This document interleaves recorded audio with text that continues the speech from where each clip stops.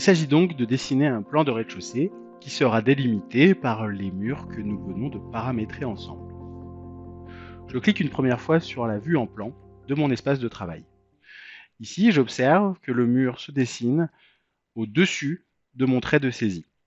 J'ai la possibilité d'inverser en cours de saisie le sens de ce mur en cliquant sur cet onglet-ci. Lorsque je navigue autour du premier point que j'ai sélectionné, je vois qu'apparaissent à l'écran des guides. Symbolisés ici en bleu, ils permettent d'orienter de manière orthonormée ou à 45 degrés le tracé de mon mur. Je pars ici dans la direction de mon choix, vers la droite, et je vois en bas à gauche de l'écran, à cet endroit-ci, qu'il est possible de renseigner une distance entre les deux extrémités de mon mur. Je vais renseigner ici une distance de 10 mètres. J'appuie sur Entrée, le mur est validé. Il est possible maintenant de dessiner un deuxième mur. Je vais dessiner, en partant vers le bas cette fois, un mur qui fera 7 mètres. Revenir de 15 mètres vers la gauche et remonter de 5 mètres vers le haut. Lorsque je veux terminer mon mur au même endroit que le précédent ici, je peux rester longtemps sur ce point de manière à ce qu'il devienne bleu. Lorsqu'il devient bleu, à partir de ce point, des guides s'affichent. Si je m'oriente vers la droite et m'approche progressivement de la verticale du point sélectionné en bleu, ici j'ai la rencontre entre mes deux repères. Je clique et il ne me reste plus ici qu'à cliquer sur le premier sommet de mon espace pour le clore. J'appuie sur Échappe afin de désélectionner l'outil Mur que j'avais dans les mains. Afin de créer un étage qui puisse avoir exactement la même forme, je peux sélectionner l'ensemble de ces murs en faisant un lasso de sélection de gauche à droite. Lorsqu'ils sont sélectionnés, j'ai la possibilité de les copier et de les coller dans un calque situé à un étage différent. Pour copier le contenu de la sélection, il faut faire apparaître la barre des menus du logiciel. Pour ce faire, je vous invite à cliquer en haut à gauche sur la petite flèche située vers le bas ici. Il est possible dans ce menu déroulant d'afficher la barre de menu en cliquant sur Dérouler la barre de menu. Ainsi, vous avez la possibilité d'accéder à tous ces menus. Vous allez aller donc dans Édition et ici, vous avez la possibilité de copier le contenu de votre sélection.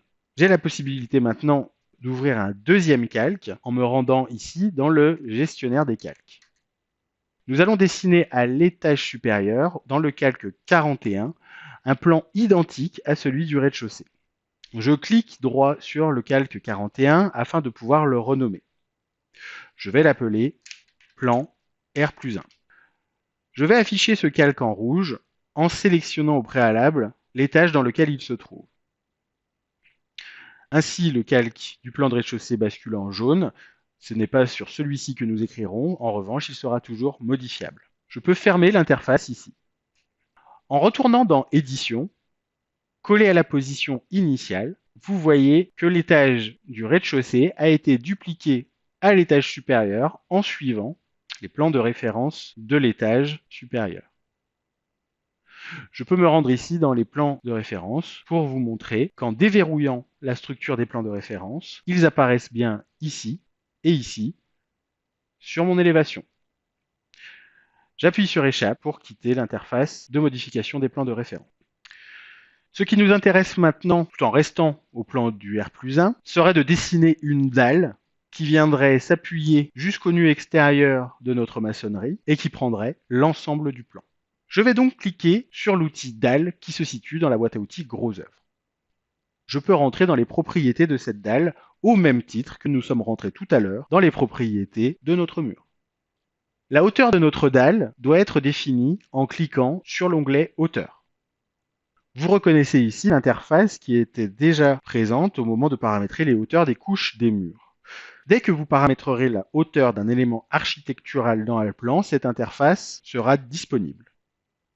Pour le bord supérieur de la dalle, à savoir le dessus, je vais cliquer ici de manière à voir à l'écran les différents plans de référence qui s'offrent à moi.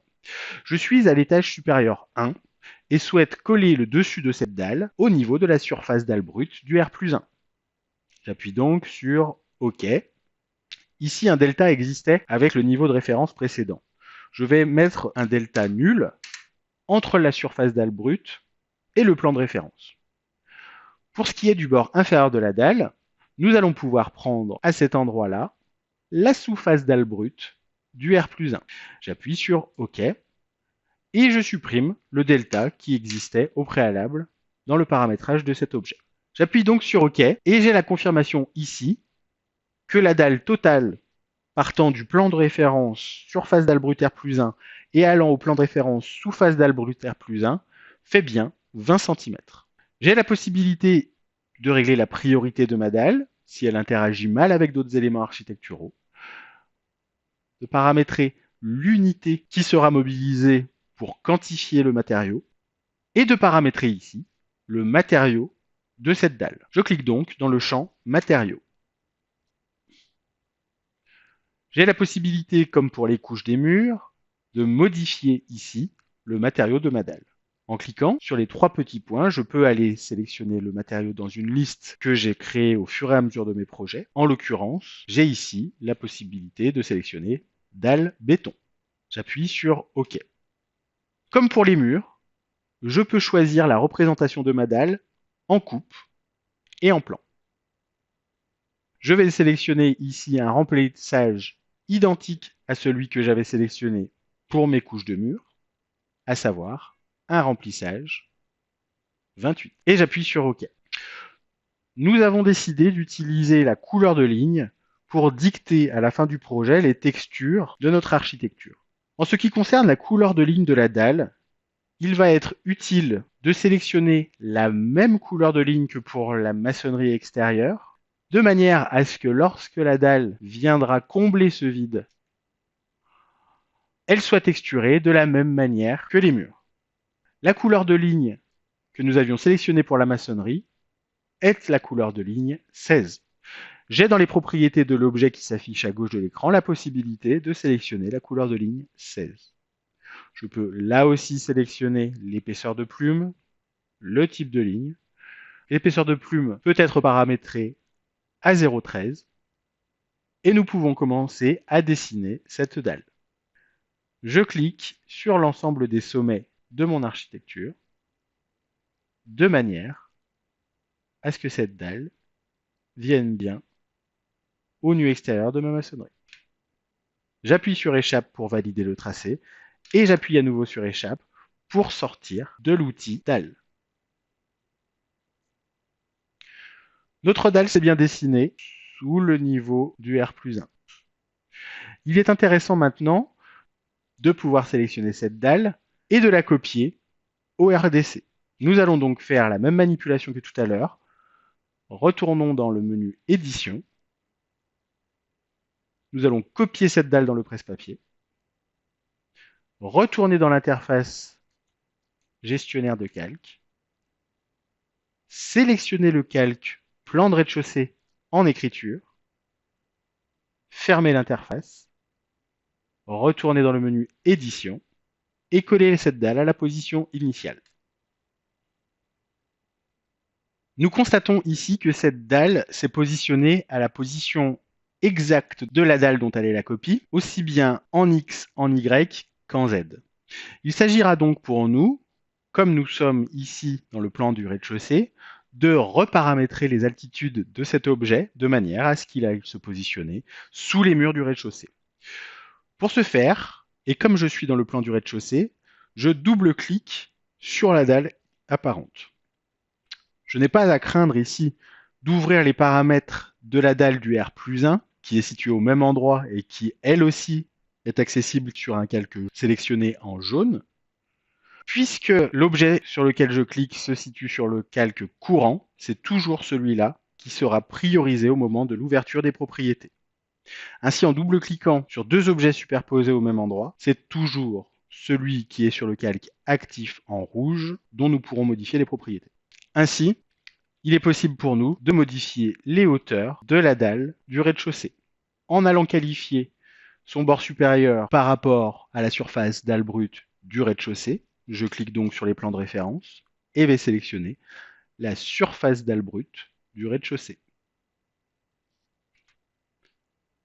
Quant à la sous-face dalle brute, je vais aller chercher au sous-sol la sous-face dalle brute du rez-de-chaussée. J'appuie sur OK, j'appuie sur OK, et je valide ma dalle. Vous voyez ici que cette dalle est bien apparue au rez-de-chaussée. Nous déciderons par la suite des ouvertures dans ces murs, des cloisons et des pièces.